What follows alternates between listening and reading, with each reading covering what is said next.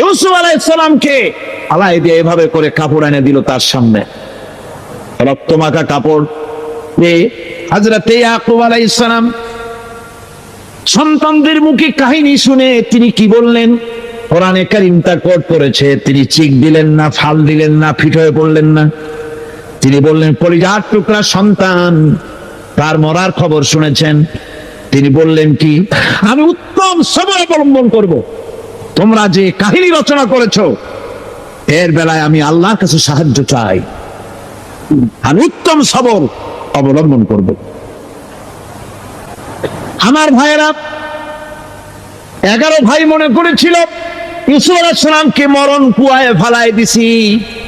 তারা তো ঠিক পায় নাই এটা মরণ কুয়া না, এটা হচ্ছে একটা সুড়ঙ্গ, যাকে ইংরেজিতে বলে টানেল।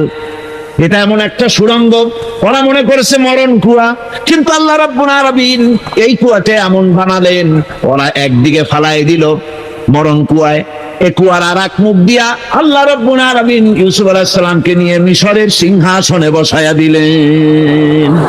এটা মরণ কুয়া নয়, এটা রাজ সিংহাসনে বসার সুড়ঙ্গ পথ।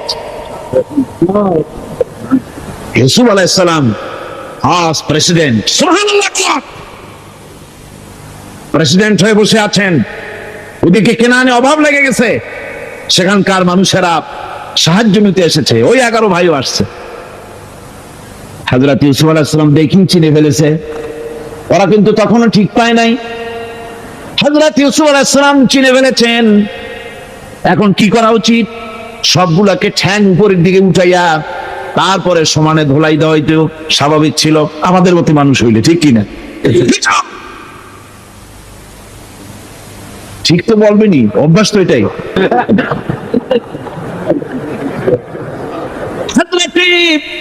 ইউসুফ আলাইহিস সালাম তাদের সামনে পরিচয় দিলেন।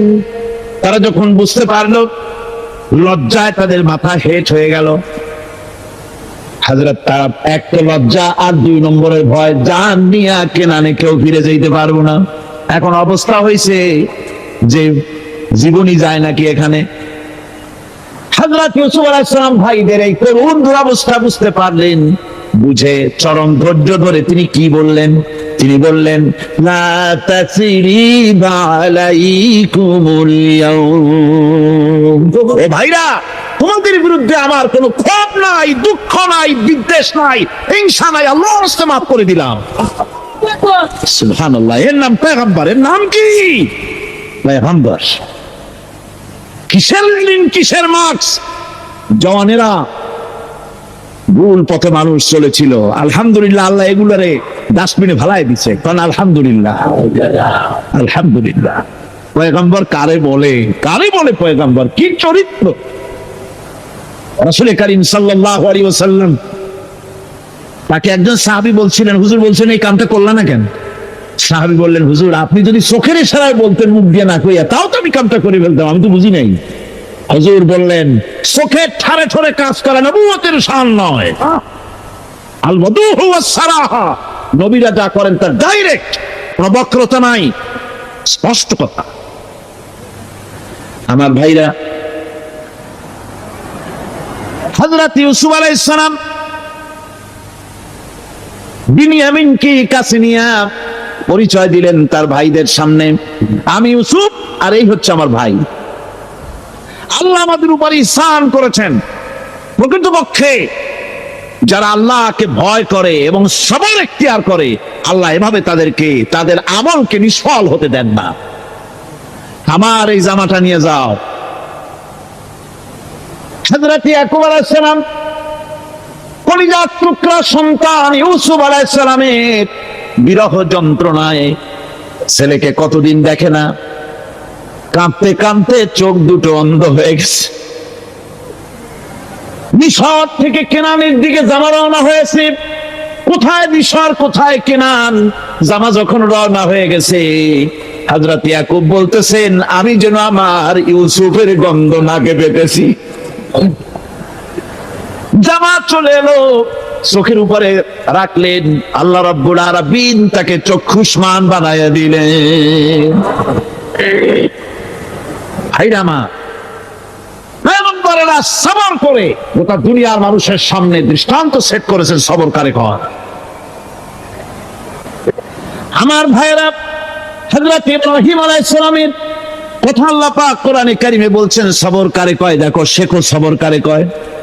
আল্লাহ পাক বললেন, ইব্রাহিম তোমার বিবি আর তোমার নবজাতক এই সন্তানকে রেখে আসো মক্কা নগরীতে।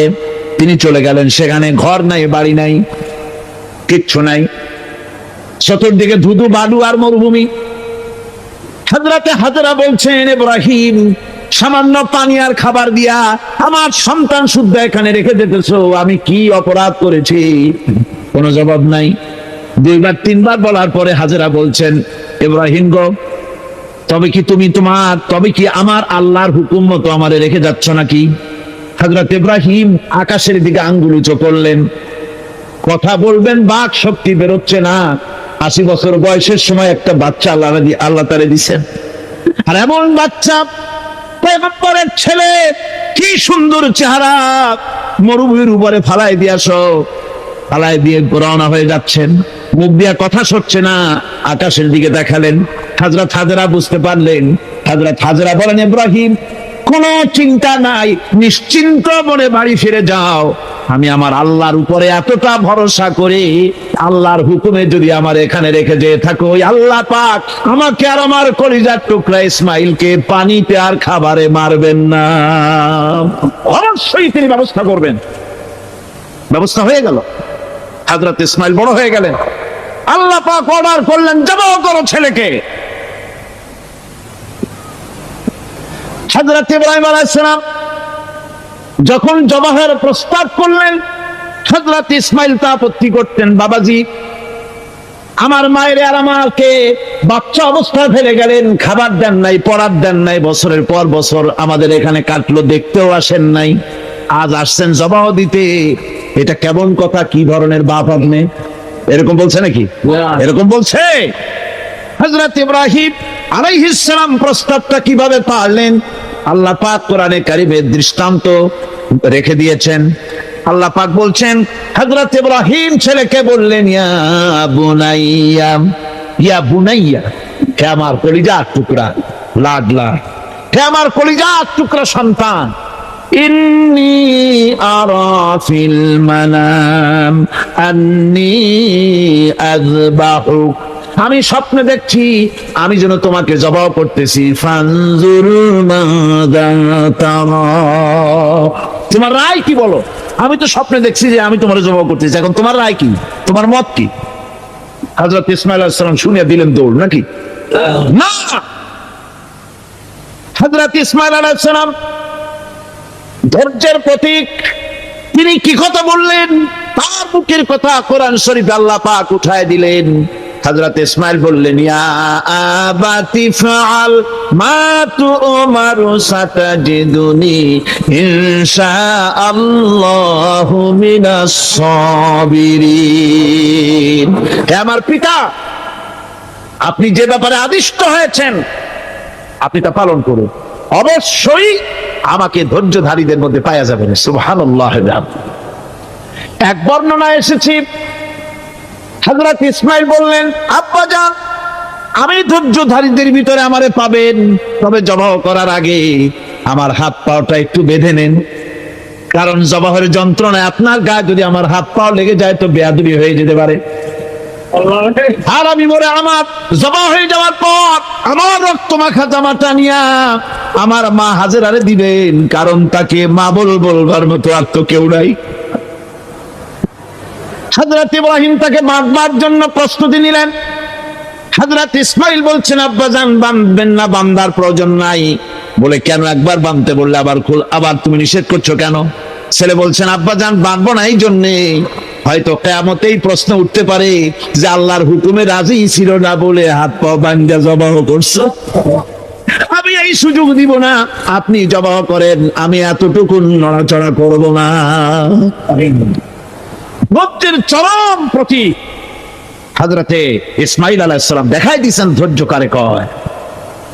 আমার বন্ধুগণ, এই পৃথিবীর সবচাইতে ধৈর্যের বড় প্রতীক হতেছেন ইমামুল মুরসালিন, আশরাফুল আম্বিয়া, সাইয়্যিদুল মুরসালিন জনাবে মুহাম্মাদুর রাসূলুল্লাহ সাল্লাল্লাহু আলাইহি ওয়াসাল্লাম। আমার বন্ধুগণ, সবচাইতে বড় ধৈর্যের প্রতীক তিনি। কাউকে একটা গালি দেন নাই জীবনে, কাউকে ঠাট্টা করেন নাই, কাউকে মারেন নাই, কারো মনে দুঃখ দেন নাই। তিনি দুঃখ পেয়েছেন, তিনি কাউকে দুঃখ দেন নাই। তিনি কষ্ট পেয়েছেন, কাউকে কষ্ট দেন নাই। আমার ভাইয়েরা, তায়েফের ময়দান, আমার নিজের চোখে তায়েফে যেদিন আমি তায়েফ দেখলাম, আমি তায়েফে ঢুকেছি, জীবনে কোনোদিন যাই নাই। রমজান মোবারকে আমি সেখানে গেলাম, আমাকে বসার জন্য তারা নিয়ে যাবে। আমি বললাম আগে বসবো না, আমারে আগে নিয়ে যাও, আমার নবীকে কোন জায়গায় ওরা মেরেছিল সে জায়গাটা দেখাও। তাইফের সেই গলিতে যখন আমি গিয়েছি, দুই দিকে পাহাড় দাঁড়ানো, তাইফের লোক আমার সাথে ছিল, তারা বলল এই জায়গাটা প্রথম যেখানে চতুর্দিক থেকে নবীজিকে পাথর মারছিল আর আল্লাহর নবী বেহুশ হয়ে পড়ে গিয়েছিলেন। 3টা দিন না খাওয়া, হযরতে খাদিজা নাই, আবু তালিব নাই, মক্কায় জায়গা নাই পা রাখার। নবীজি 3টা দিন ঘুরলেন। নেতারা বলল তুমি যদি নবী হবে তো এতিম হলে কেন? আল্লাহ নবী বানাবার জন্য কি একটা ধনী মানুষ পায় না? তোমার মতো এতিম আর গরিবের নবী বানাইলো কেন? আল্লাহ নবী 3 দিন পর যখন দেখলেন কেউ দাওয়াত শোনে না, কেউ মানে না, কেউ গ্রহণ করে না, তখন তিনি নেতাদের অনুরোধ করলেন ঠিক আছে দাওয়াত তো কবুল করলে না, তবে একটা কাজ করো, অন্তত আমি যে তায়েফে আসছিলাম এই খবরটা মক্কায় দিও না, ওরা আরো অত্যাচার বাড়ায় দেবে। এই কাফিরগুলি খবর তো মক্কায় পাঠালো, আর সমস্ত যুবকদেরকে লেলিয়ে দিল। যুবকেরা চতুর্দিকে দাঁড়াইছে, রাসূলকে পাথর মারা শুরু করে দিল। আমি যখন রেল লাইনের থেকে হাঁটি, যখন রেল লাইন কোনো সময় দেখি, রেলের পাথরগুলি, রেল লাইনের পাথরগুলি দেখলেই আমার মাথায় যেন কেন তাইফের কথা মনে এসে যায়। মানুষের গায়ে পাথর মারলে কি অবস্থার সৃষ্টি হয়! পাথর নূরের শরীর, রহমতের শরীর, কিটি কিটি রক্ত ঝরছে। নবীজিকে জোর করে উঠাইয়া জবরদস্তি করে হাঁটার জন্য তারা ধাক্কা মারতেছে। আবার কিছুদিন গিয়ে নবীজি আবার বেহুশ হয়ে পড়েছেন, এইখান থেকে আবার উঠাইছে, আবার ধাক্কা মারতেছে। 3 নম্বরের আরেকটা জায়গা আছে যেখানে ভাঙ্গা একটা মসজিদ। তাইফের লোকেরা আমাকে বলল এই জায়গাটা হলো শেষ জায়গা যেখানে রাসূল করিম 3য়বারের মতো বেহুশ হয়েছিলেন, এখানেই হুজুরের রক্ত ঝরেছে বেশি। 2 রাকাত নামাজ পড়লাম, সিজদায় পড়ে এমন কান্না কাঁদলাম আল্লাহর কাছে। নবীজি যখন হুঁশ এসেছে, হযরতে জিবরাইল বলেন ইয়া রাসূলুল্লাহ, আপনার এই কষ্ট দেখে ফেরেশতারা কাঁদতেছে, আপনি অনুমতি দিয়ে দেন এই 2 পাহাড়কে মিলাইয়া সমস্ত তায়েফবাসী কাফেরগুলি মাটির সাথে মিশাইয়া দেই। নবীজি বললেন জিবরাইল, আমি যদি হুকুম করি আর আমার হুকুম মতো যদি এই কাম করো, একটা কাফেরও যদি না বাঁচে তাহলে কার মুখে পৌঁছাবো লা ইলাহা ইল্লাল্লাহু মুহাম্মাদুর রাসূলুল্লাহ। হযরত সাল্লাল্লাহু আলাইহি ওয়াসাল্লাম উঠে বসলেন। এমন সময় হযরতে যায়েদ শরীরের রক্তগুলি মুছে দিতেছেন। হযরত সাল্লাল্লাহু আলাইহি ওয়াসাল্লাম বসে 2 খানা হাত উত্তোলন করলেন। নবীজির চোখ থেকে পানি গড়ায় পড়তেছে। আরে কেউ নাই, আল্লাহ ছাড়া কেউ নাই সাহায্য করার। নবীজি হাত তুলে মোনাজাত করতেছেন, চোখ দিয়া পানি পড়ে দাড়ি ভিজে পড়তেছে, গায়ে দিয়া রক্ত ঝরতেছে। নবীজি কি দোয়াটা করলেন? বদদোয়া করলেন না, গজব দিতে বললেন না। নবীজি দোয়া করলেন রব্বুল আলামিন, এই তায়েফের লোকেরা আজকে আমার সাথে যে ব্যবহারটা করেছে, ওরা বোঝে নাই যে আমি তোমার নবী, ওরা বোঝে নাই যে আমি তোমার রাসূল, না বুঝে আমার উপরে যে অত্যাচারটা করলো, আল্লাহ তুমি এই জন্য রাগ করে এই তায়েফে তুমি গজব দিও না। আল্লাহ পাক পরবর্তী সময় হুজুরকে স্মরণ করাই দিলেন, ওয়া মা আরসালনাকা ইল্লা রাহমাতাল লিল আলামিন। ও নবী, আপনি হচ্ছেন আমার সমস্ত সৃষ্টি জগতের জন্য আপনি আমার রহমত, আমার গোটা বিশ্বের জন্য আপনার, আমার সৃষ্টি জগতের জন্য আপনি আমার করুণা। একটা লোক রাসূলের এই কষ্ট দেখে বাগান থেকে এক গ্লাস আঙ্গুরের শরবত এনে হাজির করেছে। এত কষ্টের পর 3 দিনের না খাওয়া আঙ্গুরের একটা শরবত পাইয়া হুজুর খুব খুশি হলেন। শরবত গ্লাস পান করে হুজুর বলছেন, তোমার নাম না আত্তাস? তিনি বলছেন, হ্যাঁ হুজুর, আমার নাম আত্তাস। তোমার বাড়ি না ইউনূস আলাইহিস সালামের গ্রামে? বলে, হ্যাঁ, আমার বাড়ি সেই গ্রামে। তা আপনি কি করে জানলেন আমার নাম আত্তাস আর আমার বাড়ি ইউনূস আলাইহিস সালামের গ্রামে? আপনি জানলেন কি করে? হুজুর বললেন, আমি নবী, হযরত ইউনূস নবী, একজন নবীর খবর আর একজন নবীর কাছে থাকে। রাসূল করিম সাল্লাল্লাহু আলাইহি ওয়াসাল্লাম সবর ইখতিয়ার করেছিলেন, ধৈর্য অবলম্বন করেছিলেন, আর আল্লাহ পাক তাকে নির্দেশ করেছেন, সবর করো। ওয়াত্তাবি' মা ইউহা ইলাইকা ওয়াসবির হাত্তা ইয়াহকুমাল্লাহ। তুমি কেবল সেই জিনিসের অনুসরণ করো যা আমি তোমার প্রতি অবতীর্ণ করেছি। আমি আপনার উপরে যেটা অবতীর্ণ করেছি ওটার অনুসরণ করুন, আর সবর ইখতিয়ার করুন যতক্ষণ না আল্লাহর পক্ষ থেকে চূড়ান্ত ফয়সালা না আসে। ধৈর্য ধরুন, ধৈর্য ধরুন। আমার ভাইরা, কাফেরদের নির্যাতনের মোকাবেলায় আল্লাহ পাক তার হাবিবকে সান্ত্বনা দিয়েছেন। যখন কাফেররা নির্যাতন করতেছে, আহারে, হযরতে বেলাল নির্যাতিত, হযরতে সুমাইয়া নির্যাতিতা, হযরতে খাব্বাব, হযরতে খুবাইব, হযরতে আম্মার রিদওয়ানুল্লাহি তাআলা আলাইহিম আজমাইন, এত মার হতেছে। হযরত ওমর হযরতে খাব্বাব রাদিয়াল্লাহু তাআলা আনহুকে খোলা গায়ে দেখে বলছিলেন, খাব্বাব রে, তোমার পিঠে এত গর্ত কেন? এত গর্তওয়ালা পিঠ তো আমি মানুষের দেখি নাই, এত চিকুন কোমরওয়ালা মানুষও তো দেখি নাই। তিনি বলেছেন, ওমর, তুমি কি ভুলে গেছো? ইসলাম কবুল করার অপরাধী কাফির বেঈমানেরা আগুন জ্বালায়া আংটা আগুনের উপরে আমাকে চিৎ করে শোয়াছে। আমি যেন নড়াচড়া করতে না পারি সেজন্য আমার বুকের উপরে পাথর চাপা দিয়ে রেখেছিল। গায়ের চর্বি আর রক্ত গলে গলে পড়ে আগুন নিবেছে, আর আগুন গোশত পুড়ে যে পিঠের মধ্যে প্রবেশ করেছিল আজও পর্যন্ত পিঠের সেই গর্ত সেরে যায় নাই। এভাবে অত্যাচার হচ্ছিল সাহাবীদের উপর। আল্লাহ রাব্বুল আলামিন তার হাবিবকে সান্ত্বনা দিলেন, ওয়াসবির ওয়া মা সাবরুকা ইল্লা বিল্লাহি ওয়া লা তাহজান আলাইহিম ওয়া লা তাকু ফি গায়তিন মিম্মা ইয়ামকুরুন। হে রাসূল, সবরের সাথে কাজ করতে থাকুন। আপনার এই সবরের তৌফিক তো আল্লাহই দিয়েছেন, আর ওদের সমস্ত ষড়যন্ত্র, ওদের অপকৌশলে আপনি দুঃখিত হবেন না, চিন্তা করবেন না, ভারাক্রান্ত হবেন না। আপনি নিশ্চিত থাকুন।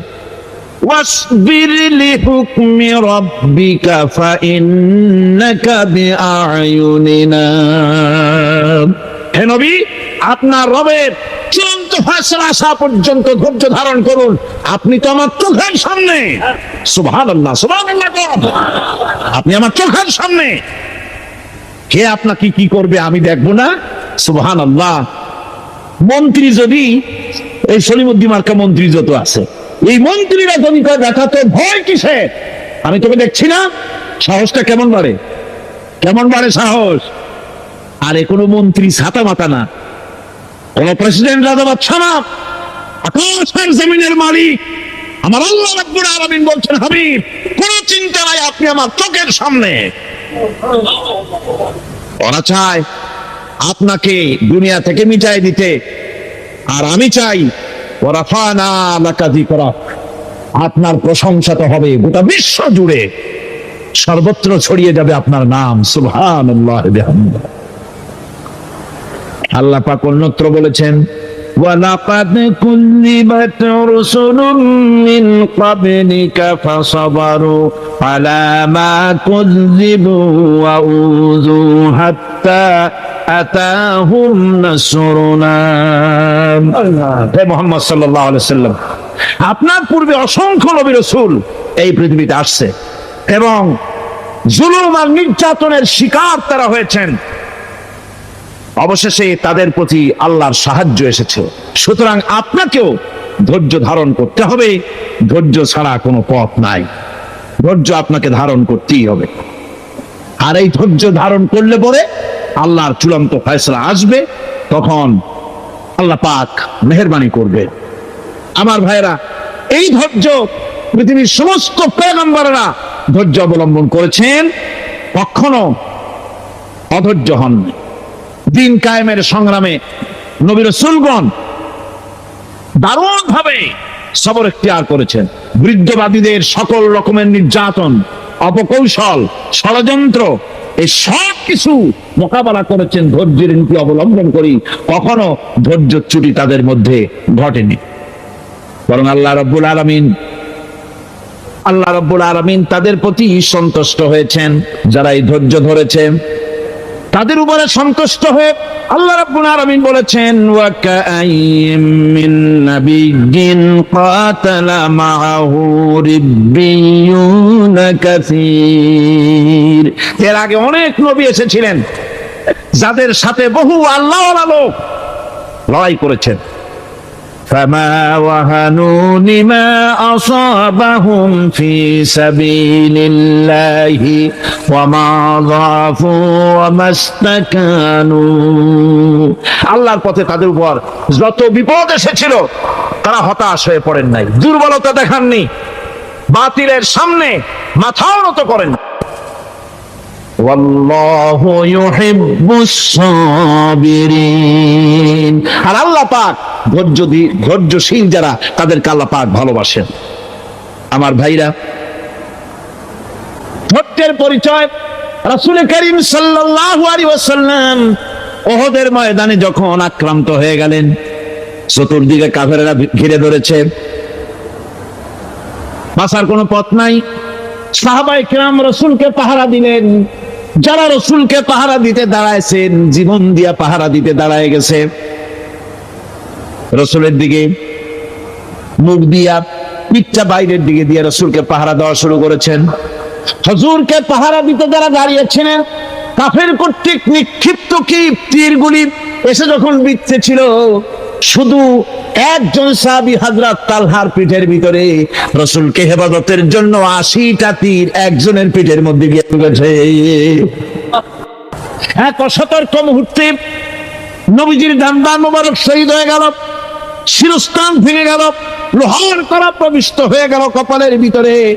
হুজুর মাথা ঘুরে পড়ে গেলেন। হযরত আবু উবাইদা রাদিয়াল্লাহু তাআলা আনহু হুজুরের মস্তক মোবারককে করে নিয়ে তারপরে বহু কষ্ট করে মাথা থেকে লোহার কড়া বের করলেন। এবার ওই কড়ার ছিদ্র দিয়ে রক্ত আসতেছে, মুখ দিয়ে রক্ত পড়তেছে, দাড়ি ভিজে যাচ্ছে।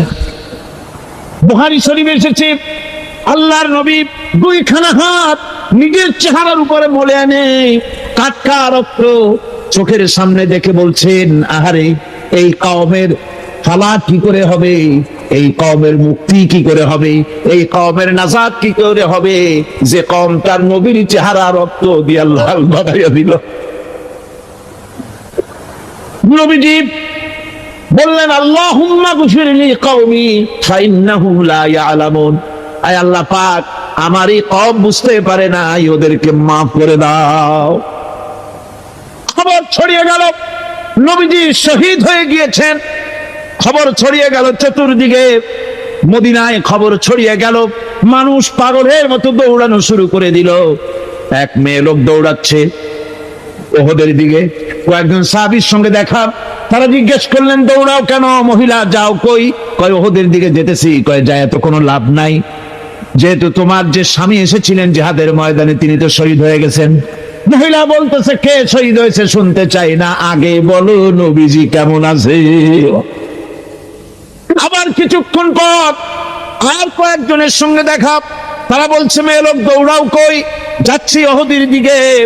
তারা বলছেন যে কোনো লাভ নাই, তোমার যে দুইটা কলিজার টুকরা সন্তান উহুদে এসেছিল, দুটোই শহীদ হয়ে গেছে।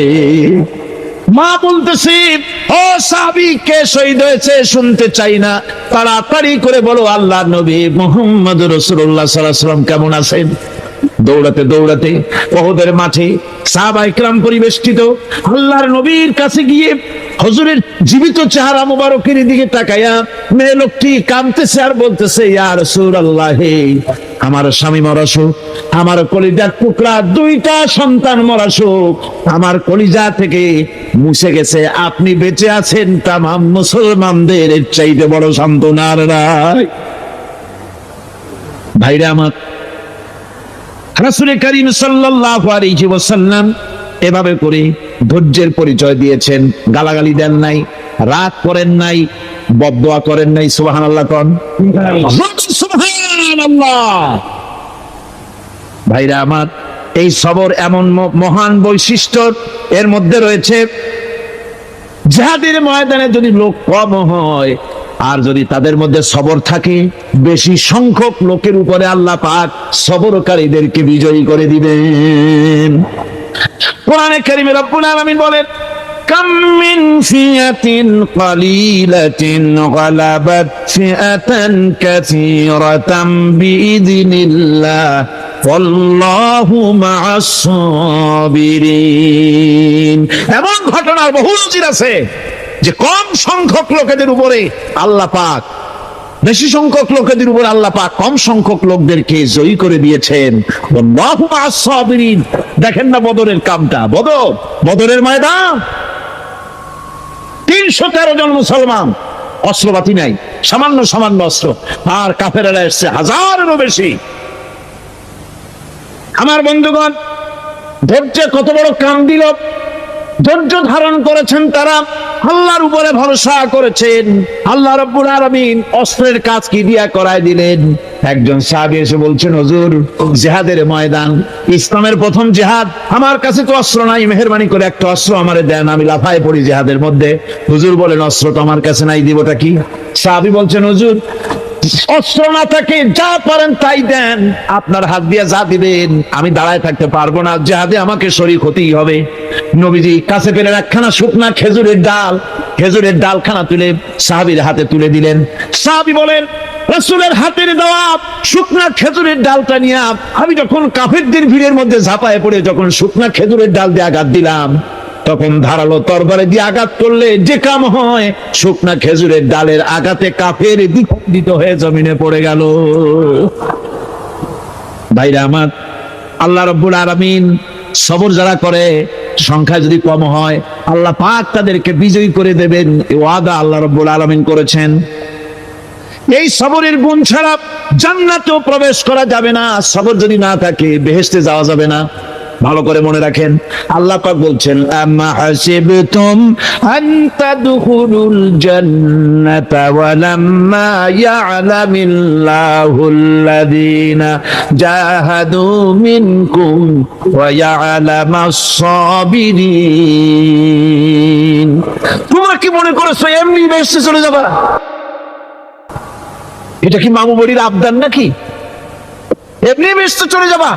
অথচ আল্লাহ রাব্বুল আলামিন এখনো দেখেন নেননি যে তোমাদের মধ্যে কারা জিহাদ করতে প্রস্তুত, কারা তোমাদের মধ্যে জিহাদ করে জান দেওয়ার জন্য প্রস্তুত, আর কারা ধৈর্যধারী, এটা তো আল্লাহ এখনো দেখে নেন নাই। সুতরাং হক এবং বাতিলের সংগ্রামে লিপ্ত হতে হবে। আল্লাহ দেখতে চান কারা জীবন দিতে চায়। সুতরাং ইসলামী আন্দোলনে যারা শরীক হবে, তাদের বিপদ এবং মুসিবত দিয়ে আল্লাহ রাব্বুল আলামিন তাদের সাহসিকতা এবং ধৈর্যের পরীক্ষা নিবেন। অবশ্যই আমি তোমাদেরকে পরীক্ষার সম্মুখীন করব, আর তোমাদের মধ্যে সত্যিকার মুজাহিদ, দৃঢ়তা অবলম্বনকারী কারা, আমি তা দেখব।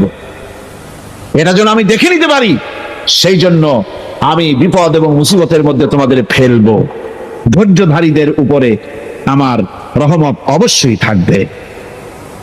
সবর এমন এক সম্পদ যা ধারণ করলে পরে আল্লাহ রাব্বুল আলামিন রাষ্ট্রীয় ক্ষমতা দান করে দেন। কোন সুবহানাল্লাহ, জোরে কোন সুবহানাল্লাহ। ধৈর্য ধারণ করলে আল্লাহ রাষ্ট্রের মতো বিরাট নিয়ামত আল্লাহ হাতে তুলে দিবেন।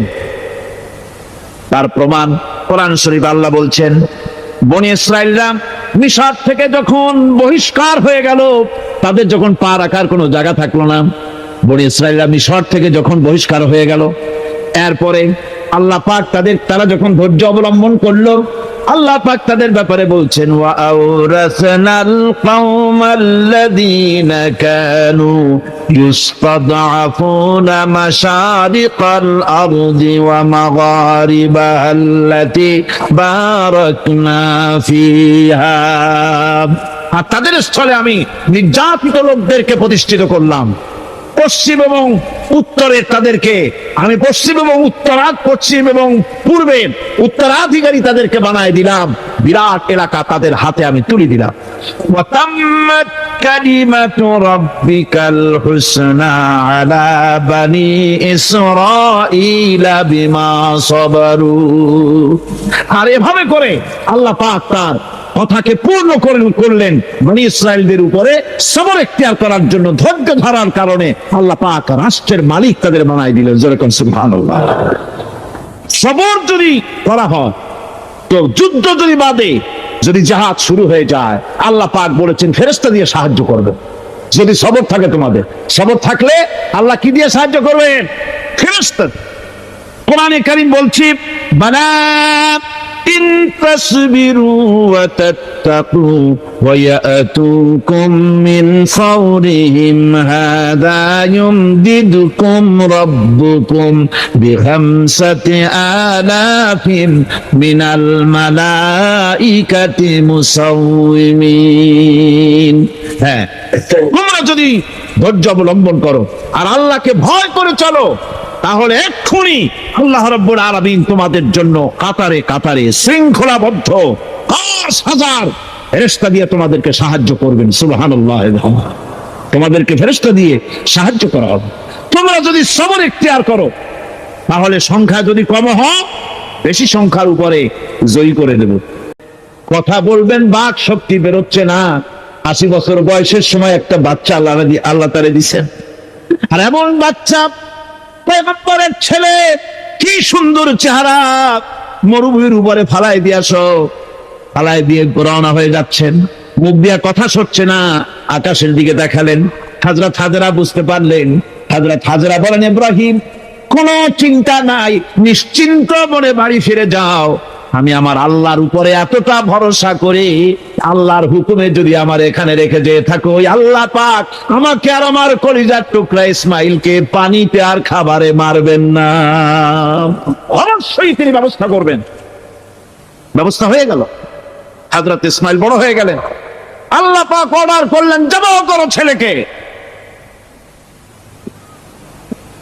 হযরত ইব্রাহিম আলাইহিস সালাম যখন জবাহের প্রস্তাব করলেন, হযরত ইসমাইল তা আপত্তি করতেন, বাবাজি, আমার মায়ের আর আমাকে বাচ্চা অবস্থায় ফেলে গেলেন, খাবার দেন নাই, পড়ার দেন নাই, বছরের পর বছর আমাদের এখানে কাটলো, দেখতেও আসেন নাই, আজ আসছেন জবাহ দিতে। এটা কেমন কথা? কি ধরনের বাপ আপনি? এরকম বলছে নাকি? এরকম বলছে। হযরত ইব্রাহিম আলাইহিস সালাম প্রস্তাবটা কিভাবে পারলেন? আল্লাহ পাক কোরআনে কারিমের দৃষ্টান্ত রেখে দিয়েছেন। আল্লাহ পাক বলছেন, হযরত ইব্রাহিম ছেলেকে বললেন, ইয়া বুনাইয়া, ইয়া বুনাইয়া, হে আমার কলিজার টুকরা লাডলা, হে আমার কলিজার টুকরা সন্তান, ইন্নী আরা ফিল মানাম আন্নী আযবাহুক, আমি স্বপ্নে দেখছি আমি যেন তোমাকে জবাহ করতেছি। ফানজুর মাযা তারা, তোমার রায় কি বলো? আমি তো স্বপ্নে দেখছি যে আমি তোমার জবাহ করতেছি, এখন তোমার রায় কি, তোমার মত কি? হযরত ইসমাঈল আলাইহিস সালাম শুনে দিলেন দৌড়, নাকি না? হযরত ইসমাঈল আলাইহিস সালাম ধৈর্যের প্রতীক, তিনি কি কথা বললেন? তার মুখের কথা কোরআন শরীফে আল্লাহ পাক উঠায় দিলেন। হযরত ইসমাঈল বললেন, ইয়া আবাতি ফাআল মা তু'মারু সাতাজিদুনি ইনশাআল্লাহু মিনাস সাবিরিন। হে আমার পিতা, আপনি যে ব্যাপারে আদিষ্ট হয়েছেন আপনি তা পালন করুন, অবশ্যই আমাকে ধৈর্যধারীদের মধ্যে পাওয়া যাবে। সুবহানাল্লাহ। এক বর্ণনা এসেছে হযরত ইসমাইল বললেন, আব্বাজান আমি ধৈর্যধারীদের ভিতরে আমারে পাবেন, তবে জবাহ করার আগে আমার হাত পাওটা একটু বেঁধে নেন, কারণ জবাহের যন্ত্রণায় আপনার গায়ে যদি আমার হাত পাও লেগে যায় তো বেয়াদবি হয়ে যেতে পারে। আর আমি মরে আমার জবাহ হয়ে যাওয়ার পর আমার রক্ত মাখা জামাটা নিয়া আমার মা হাজেরারে দিবেন, কারণ তাকে মা বলবার মতো আর তো কেউ নাই। হযরত ইব্রাহিম তাকে বাঁধবার জন্য প্রস্তুতি নিলেন। হযরত ইসমাইল বলছেন, আব্বাজান বাঁধবেন না, বান্দার প্রয়োজন নাই। বলে কেন? একবার বাঁধতে বললে আবার তুমি নিষেধ করছো কেন?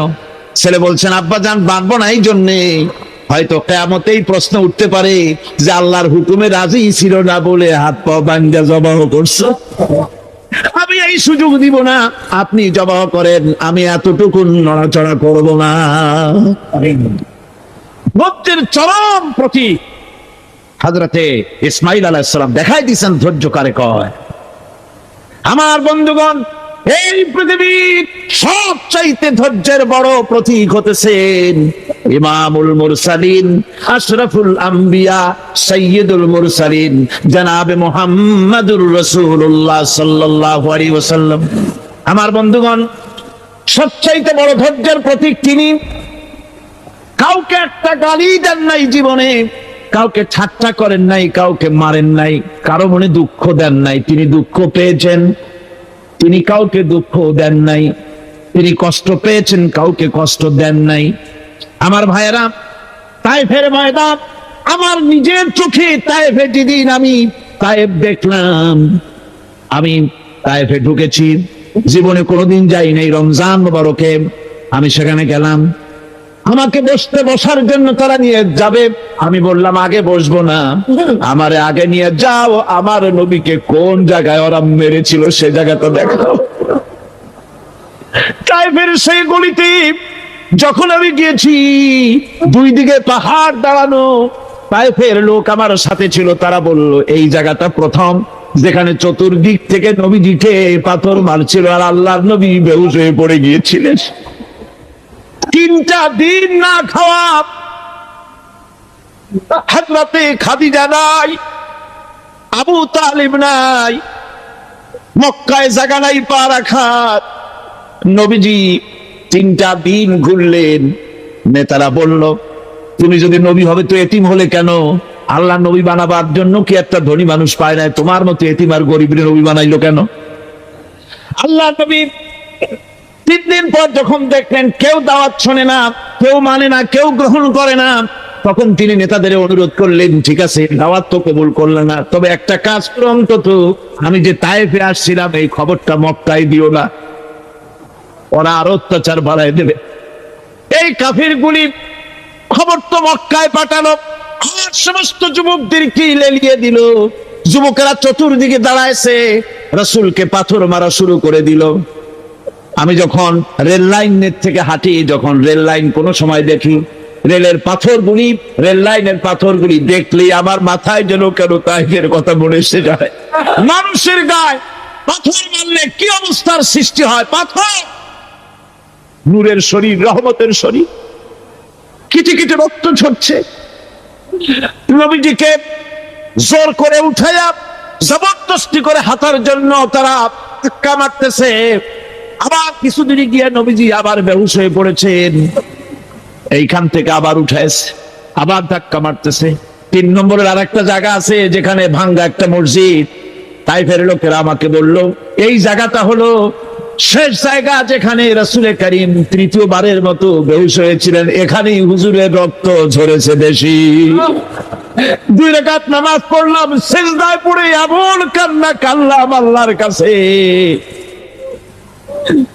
নবীজি যখন হুঁশ এসেছে, হযরতে জিবরাইল বলেন, ইয়া রাসূলুল্লাহ, আপনার এই কষ্ট দেখে ফেরেশতারা কাঁদতেছে, আপনি অনুমতি দিয়ে দেন এই 2 পাহাড়কে মিলাইয়া সমস্ত তায়েফবাসী কাফেরগুলি মাটির সাথে মিশাইয়া দেই। নবীজি বললেন, জিবরাইল, আমি যদি হুকুম করি আর আমার হুকুম মতো যদি এই কাম করো, একটা কাফেরও যদি না বাঁচে তাহলে কার মুখে পৌঁছাবো লা ইলাহা ইল্লাল্লাহু মুহাম্মাদুর রাসূলুল্লাহ। হযরত সাল্লাল্লাহু আলাইহি ওয়াসাল্লাম উঠে বসলেন। এমন সময় হযরতে যায়েদ শরীরের রক্তগুলি মুছে দিতেছেন। হযরত সাল্লাল্লাহু আলাইহি ওয়াসাল্লাম বসে দুইখানা হাত উত্তোলন করলেন। নবীজির চোখ থেকে পানি গড়ায় পড়তেছে। আরে কেউ নাই, আল্লাহ ছাড়া কেউ নাই সাহায্য করার। নবীজি হাত তুলে মোনাজাত করতেছেন, চোখ দিয়া পানি পড়ে দাড়ি ভিজে পড়তেছে, গায়ে দিয়া রক্ত ঝরতেছে। নবীজি কি দোয়াটা করলেন? বদদোয়া করলেন না, বজর দিতে বললেন না। নবীজি দোয়া করলেন, রব্বুল আলামিন, এই তায়েফের লোকেরা আজকে আমার সাথে যে ব্যবহারটা করেছে, ওরা বোঝে নাই যে আমি তোমার নবী, ওরা বোঝে নাই যে আমি তোমার রাসূল। না বুঝে আমার উপরে যে অত্যাচারটা করলো, আল্লাহ তুমি এই জন্য রাগ করে এই তায়েফে তুমি গজব দিও না। আমার ভাইরা, কাফেরদের নির্যাতনের মোকাবেলায় আল্লাহ পাক তার হাবিবকে সান্ত্বনা দিয়েছেন।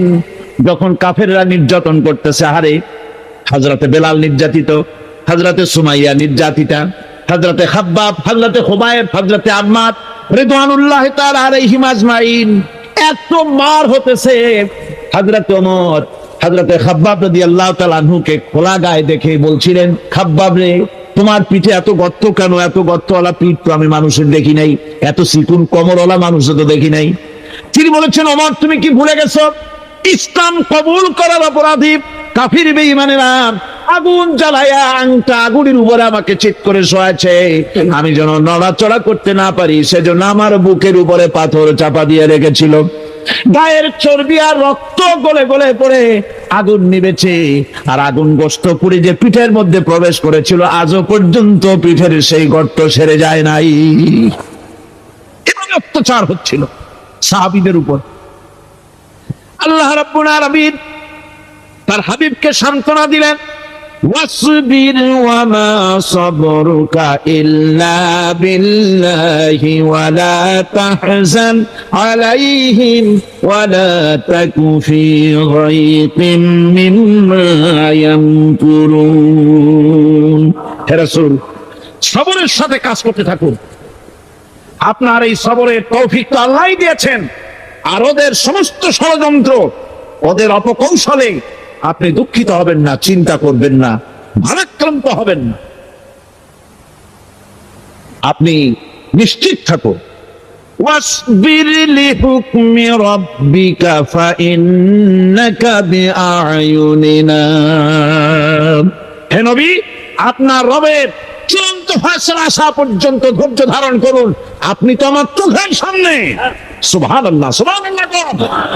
আপনি আমার চোখের সামনে, কে আপনাকে কি করবে আমি দেখবো না? সুবহানাল্লাহ। মন্ত্রী যদি, এই সলিমুদ্দিন মার্কা মন্ত্রী যত আছে, এই মন্ত্রীরা যদি কয় দেখা তো ভয় কিসে, আমি তোকে দেখছি না, সাহসটা কেমন বাড়ে, কেমন বাড়ে সাহস।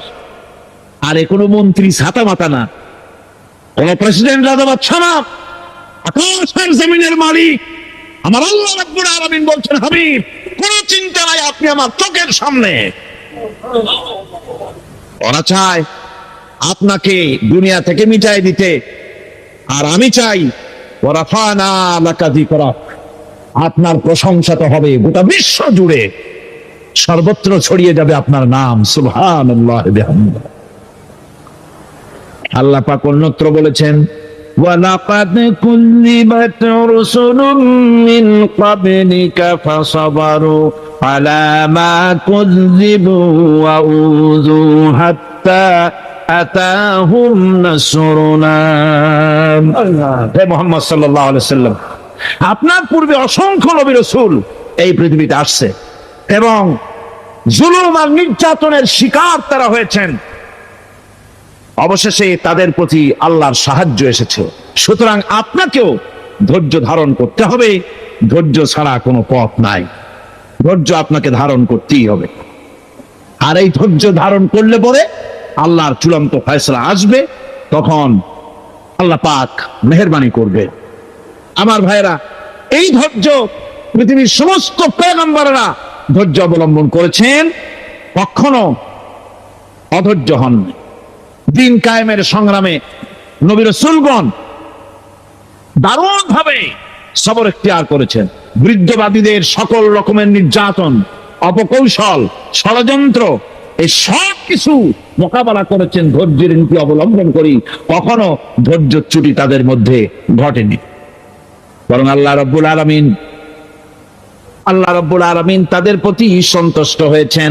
যারা এই ধৈর্য ধরেছে তাদের উপরে সন্তুষ্ট হয়ে আল্লাহ রাব্বুল আলামিন বলেছেন, ওয়া কাআইয়্যিম মিন নাবিয়্যিন কাতালা মাআহু রিব্বিয়ুন কাসীর।